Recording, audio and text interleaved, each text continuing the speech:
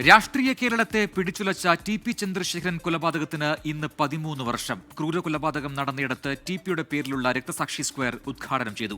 TP. Chandrasekharan ഉപയോഗിച്ചിരുന്ന ബൈക്കും കണ്ണടയും ബാഗുമെല്ലാം ഇവിടെ സൂക്ഷിച്ചിട്ടുണ്ട്.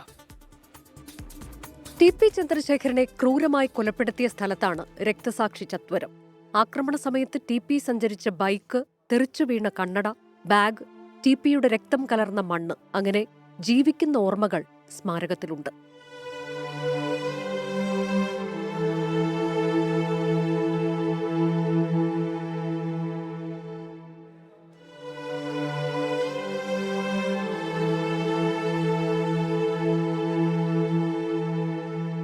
ടി.പിയുടെ അവസാന ശ്വാസം നിന്ന സ്ഥലമാണത്. ആ ശ്വാസം നിലച്ച മണ്ണ് ഞങ്ങൾക്ക് സ്വന്തമാക്കണമെന്നുണ്ടായിരുന്നു. അവിടെ ഒരു സ്മാരകം എടുത്തിരിക്കുകയാണ്. ഇപ്പം എല്ലാം ടി.പിയുടെ ഓർമ്മകൾ മാത്രമുള്ള ടി.പിയുടെ ബൈക്ക്, ഉപയോഗിച്ച സാധനങ്ങൾ, അന്ന് ഉപയോഗിച്ച മുഴുവൻ കോടതിയിലാണ്.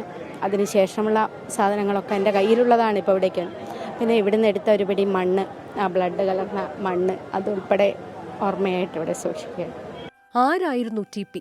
എന്തായിരുന്നു ടി.പി? ടി.പിയുടെ ജീവിതയാത്ര ഈ സ്മാരകത്തിലെത്തുന്നവർക്ക് അറിയാൻ സ്ക്രീനിൽ ഒരുക്കിയിട്ടുണ്ട്.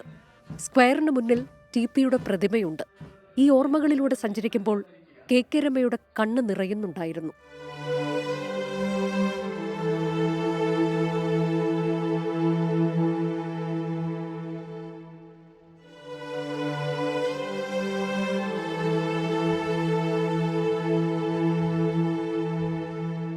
ടി.പി. രക്തസാക്ഷി സ്ക്വയറിന്റെ ഉദ്ഘാടനം RMPI ദേശീയ ജനറൽ സെക്രട്ടറി മംഗത് റാം പസ്ല നിർവഹിച്ചു.